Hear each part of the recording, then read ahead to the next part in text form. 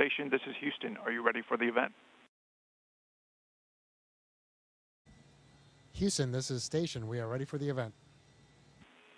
Houston ACR, this is Mission Control Houston. Please call station for a voice check. Station, this is Houston ACR. How do you hear me? Houston ACR, we have you loud and clear. How us? I hear you loud and clear. Please stand by for opening remarks. Hello, I'm Jason Downey, Chairman of the State Board of Education of the state of Georgia and a resident of the Middle Georgia community. Dames Ferry Elementary is a STEM certified school located in Gray, Georgia, which is a small rural town in Jones County, Georgia, right here in the middle of the state of Georgia. We are excited at the opportunity to talk with our astronauts aboard the International Space Station and to give our students and our community first-hand experience and knowledge of what it's like in the field of aerospace. And with that, here's our first question.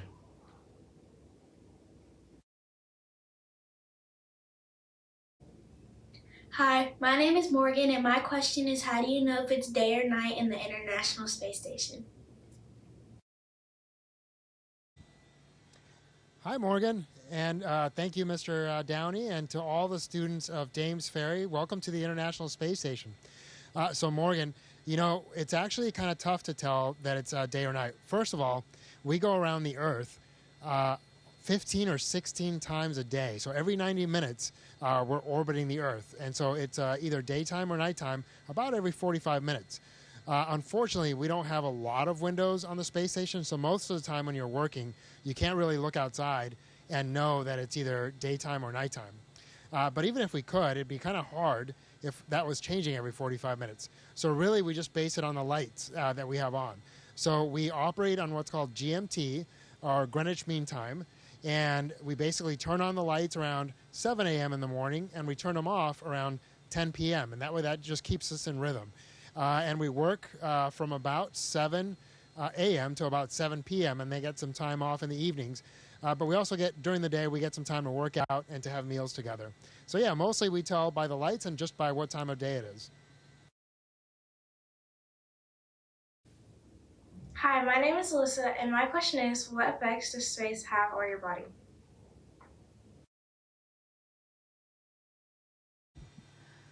Hi, Alyssa. So I just got up here a little over a week ago, and the first thing I noticed was how disorienting it was. On Earth, you know, we have the sensors in our inner ear and gravity telling us which way is up and which way is down. But here on the space station, you know, you can quickly make the ceiling the floor and vice versa. And so it was really confusing to me at first. Also, something you may notice when you see astronauts is they might look a little puffy in the face. I'm just kidding. We have fluid shifts from, you know, again, we're used to being in 1G on Earth, but once we come up here, we don't have that anymore. And in terms of other effects, we're studying a lot of those. We've seen that we can counteract a lot of them with exercise, keeping our bone and muscle mass and bone density where they were before we left Earth. And we're studying a lot of changes in our organs and our eyes from all the effects. Hi, my name is Lily, and my question is, what is the most intense typing training you had to go through before going into space? Hey, Lily. Well, we go through a lot of different training when we're up here in space. So when we first become astronauts, we train for about 2 years during our astronaut candidate training. And that's when we learn to do spacewalks in our spacesuits. We learn to fly a jet so we can think a little bit more quickly and make decisions in a very intense environment. We also learn the Russian language, and we learn a lot of things about the International Space Station. And so because we all come from different backgrounds, for some people, different things are more challenging than others. I think all of us think that physically, the spacewalk training is probably the most challenging. The spacesuit itself weighs about 300 pounds, and you practice in this gargantuan pool. And so you're essentially weightless in the pool, but just moving that much mass through water is very challenging. Academically, learning Russian can be very challenging, but for some people, flying can be really hard because you're doing flips and turns sometimes, and for some people that just makes them feel sick. So it doesn't feel great. So yeah, there's lots of really fun training, but also very challenging training. But the cool thing is we all get to learn a lot of new things. Hi, my name is Annie, and my question is it true that you must be able to speak other languages to communicate with other astronauts on the International Space Station? Hi, Annie. That's a great question. So, as you said, it's the International Space Station. Right now, we have astronauts from 4 different countries on board. So each morning, we get greeted, Dobro utra, Ohayo gozaimasu, good morning, and good morning.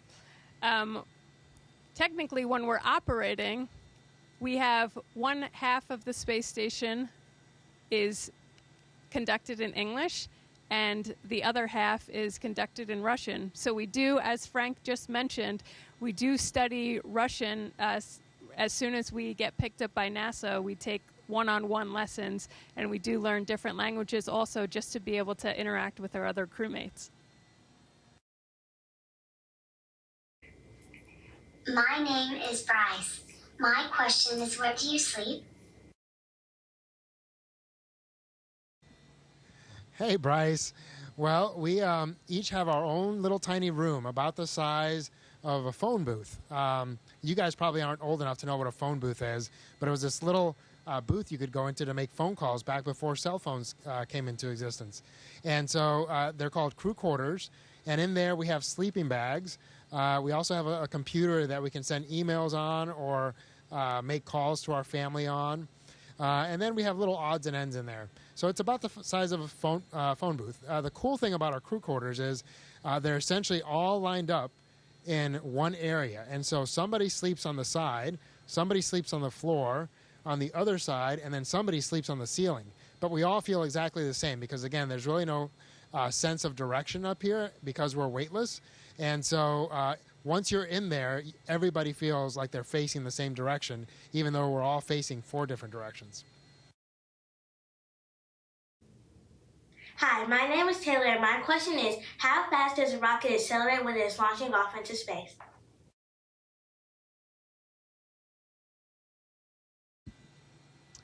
Hi, Taylor.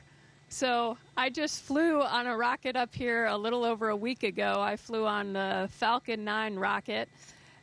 It took us only about 8.5 minutes to get into orbit. So we had 2 stages, the first stage and the second stage. And I'd say the maximum acceleration we felt during that was about 4.5 Gs of acceleration. But it's pretty crazy to think we got from standing on the launch pad all the way up to low Earth orbit and going 17,500 miles per hour in under 10 minutes. So it was a pretty wild ride. Hi, my name is Hope, and my question is, why did you decide to become an astronaut? Hi, Hope. Well, I think we all have our different reasons, but fairly common reasons. For me personally, I love the idea of being part of an awesome team. I came from the Army, and I was a part of a great team there, and the NASA team is pretty spectacular. I also love exploring. I've always had the desire to kind of go over the next hill or go climb a mountain or just see whatever's out there and go explore. I also love learning, and I've tried to learn throughout my whole life, and this presented an opportunity to continue to learn new things. So yeah, I think we all have different reasons, but all of those things, I'd say the coolest thing about this job is that we get to do all of those things together, and that's pretty special. Hi, my name is Josie, and my question is, how does electricity work in the International Space Station?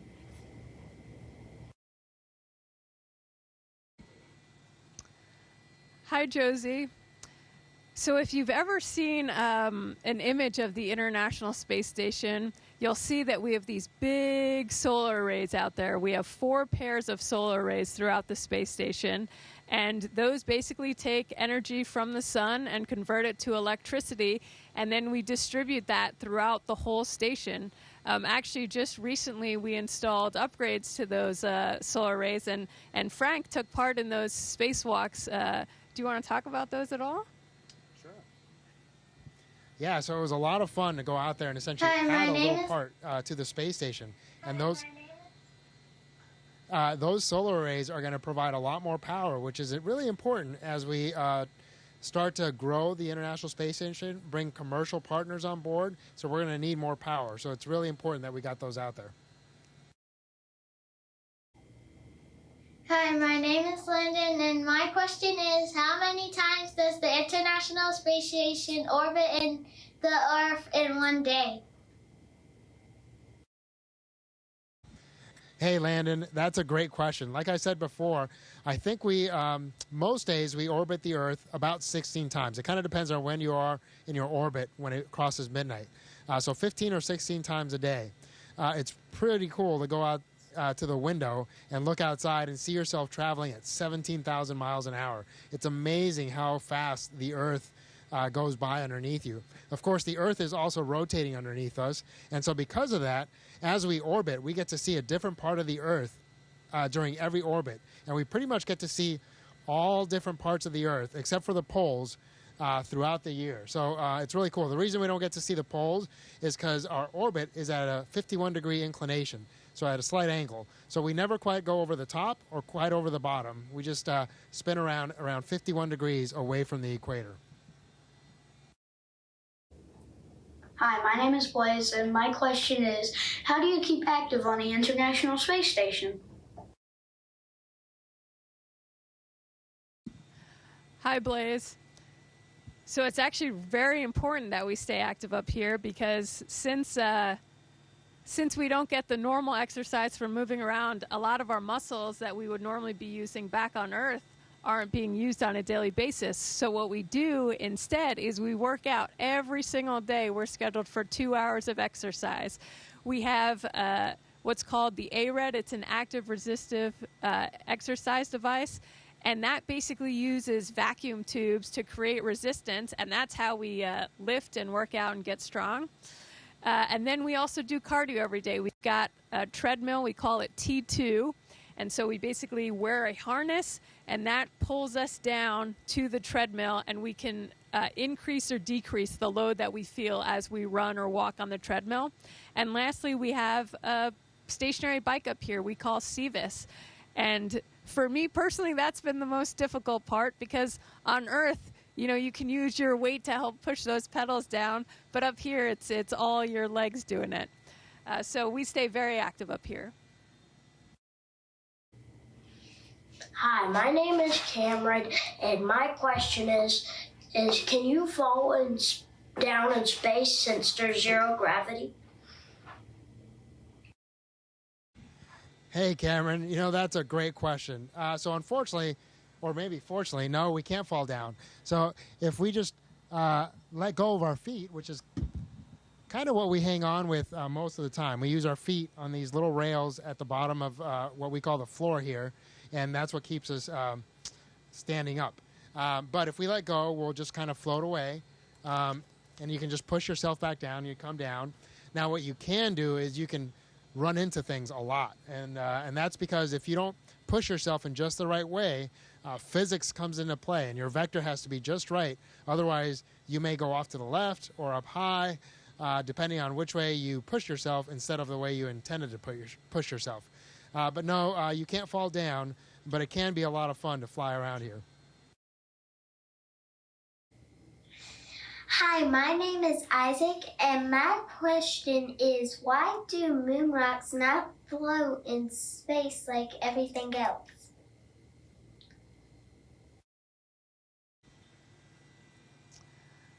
Hi, Isaac. So moon rocks, when they're on the moon, the reason they're not floating is because there is still gravity on the moon.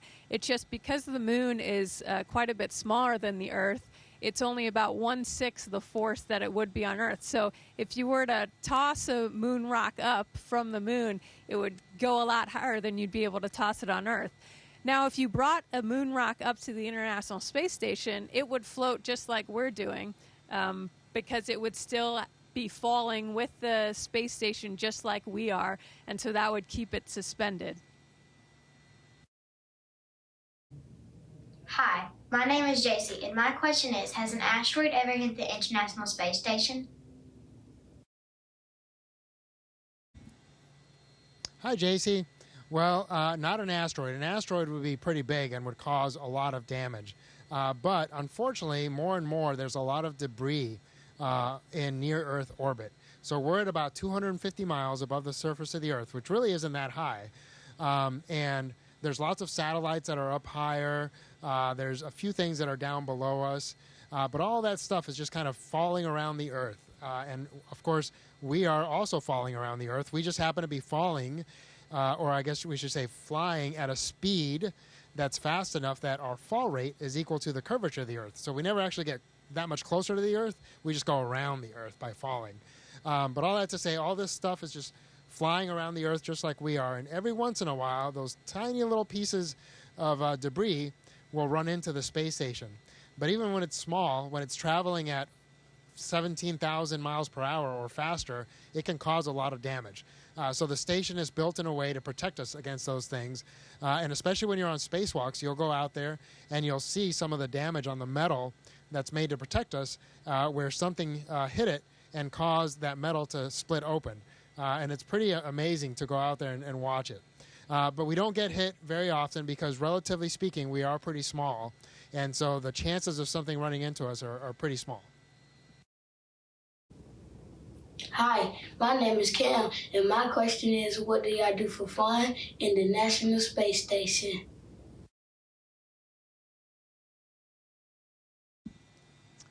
Hi, Cam. That's a great question because, as you know, we're not just working up here. This is also where we live, and we've been doing long-duration missions. So Frank's been on orbit almost a year, so it's important to have fun while you're up here as well.